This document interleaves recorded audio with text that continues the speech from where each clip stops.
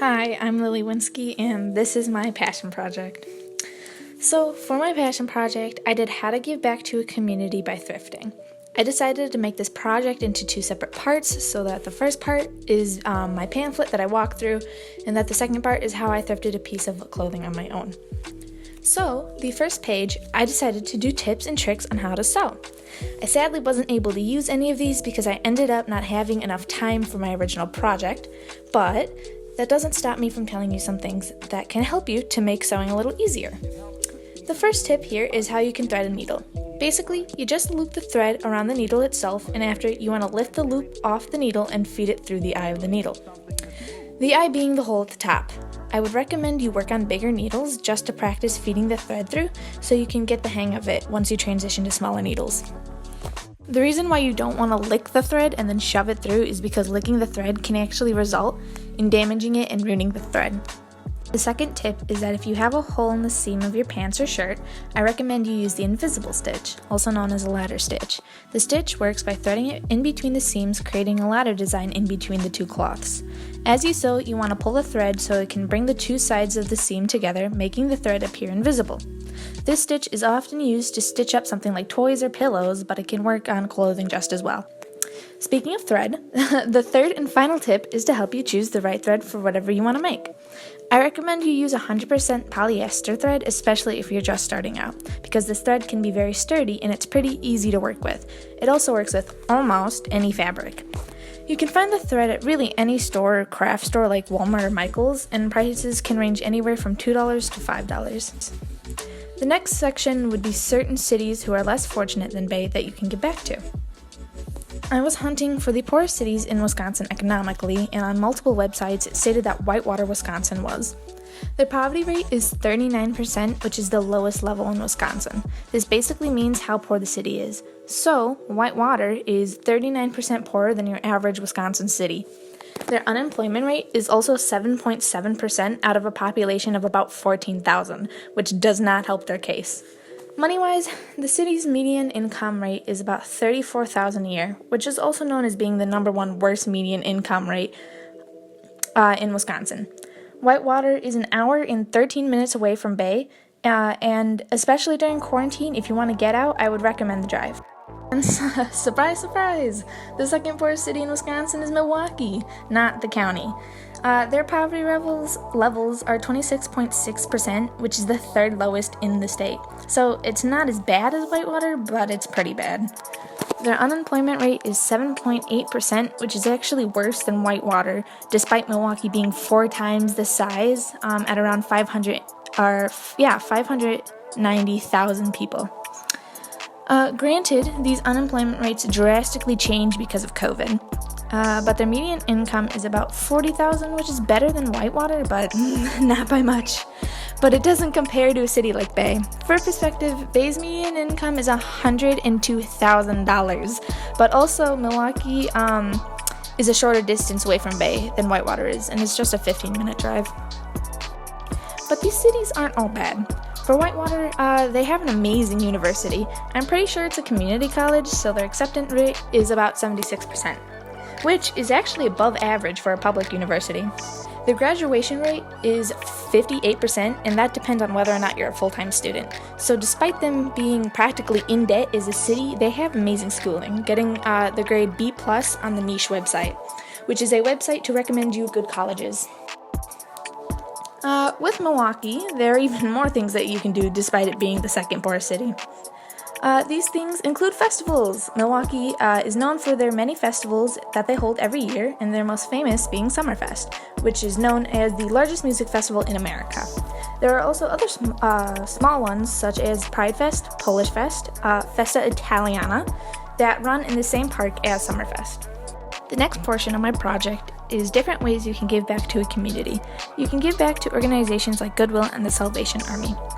For Goodwill, you just have to put your clothes in bags or boxes and take it to the back of the store, and there'll be a guy there holding a bin. What they do is that they take multiple loads of clothing from people, and they wash it. And now, because of COVID, I'm sure they're getting even more donations than normal because Goodwill just recently opened their stores in Wisconsin. Other places you can donate to are things like the Salvation Army. And if you don't know what that is, it's basically the guy standing out of Walgreens ringing his bell with the red bucket asking for your change. The Salvation Army is more for recovering addicts, but if you want to donate your clothes, you can drop off. There are drop-off areas that you can find around you by typing in your zip code on the website. The closest drop-off area to Bay, I think, is on North Jackson Street near the 3rd Ward. Some other things that you can do before donating clothing is stitch up holes in worn-down clothing by the ladder stitch mentioned earlier. And if the clothing is all discolored or dirty, you might want to bleach it or deep clean it before donating. Other ways you can donate if you don't have access to Goodwill or the Salvation Army are things like school and church drives. I know that for the Whitefish Bay School District, we hold drives all the time. The only example that I could find is from the Richards website, but it was a toy drive hosted by the middle school in Richards back in 2017. I think we were in 7th grade at the time, and it was to give back to Milwaukee House of Peace. We ended up being able to raise 600 toys between both the middle school and Richards. An example of other churches running drives is the United Methodist Church on Silver Spring. This church runs food and clothes drives. You just have to take your items to the front table when you first walk into the building. The clothes and food go to the United Methodist Children's Services.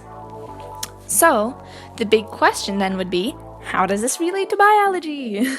I actually had to sit on this question for a while because I could not think of how my topic relates to biology at all. But then I realized it's giving back to your community out of the goodness of your heart. And what is that? And what does your brain produce when you do something you enjoy? Well, it has to do with dopamine. Of course, we all know that your brain produces dopamine when you expect to do something rewarding, example gambling, but it would be boring if I just explored how dopamine affects the brain, because I'm pretty sure we all have a pretty vague understanding of that. But I wanted to explore how too much dopamine can affect the brain. Well, it's not good in the slightest. It can cause high anxiety levels, difficulty sleeping, and increased energy and stress. So, be sure you don't power yourself by donating too much because you don't want to stress over about trying to do a good.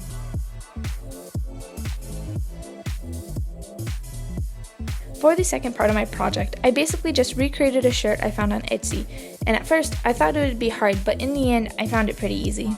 The shirt I got was from Walmart in the discount section because I think it was a day or two after Halloween. The shirt was pretty cheap and probably my less valuable shirt in my closet, so I thought it would be the perfect shirt to experiment with. So here is what the shirt looks like when it's on me with no edits done to it. So the first step I did to create the shirt from Etsy was that I cut it into strips on both the front and back. When doing this, I definitely recommend you measure how long and wide you want your strips to be so they don't come out all different sizes. I didn't do this thinking I would be okay, but it definitely made the process a lot harder. I also recommend you mark up the shirt with a pencil so you know where to cut off after measuring. So, the first set of knots are pretty easy to tie. As you can see me doing in the video, all you gotta do is loop them together, but make sure you stick your finger or thumb in between the hole so when you do double knot the hole, it doesn't completely close up on you. So this is what all the knots look like once you've done with that step. As you can see, you should make an even amount of knots along the shirt so you don't have a weird number of ties once you put them together. So, now you want to take two of the holes with the strips hanging down from one another and you want to tie those together. Basically, you do what you did last time, except now you're using the strips from the knots you made prior. Make sure you still put your thumb or finger through so you don't close up the third hole you're making as you double knot. So this should be the final product on how the knots look once you're finished. Now, I did this step, but you don't have to. But in order to recreate the knots at the bottom of each string, I ended up just tying the string to itself and cutting whatever excess cloth was at the end. And then once you do that, you're done with the shirt. So here's the end product on me. My family ended up going to a drive that day, so I thought it would be the perfect time to take a picture of my new creation. I honestly think it's super cute, and it's not as bad as I thought it would be. Of course, I can't beat the original, but this was also the first time I've ever made something like this, so I'd say it was a success. If I ever get to making more, then I'll definitely be giving this shirt to Goodwill. But yes, that was the end of my passion project, so thank you for listening, and feel free to give feedback.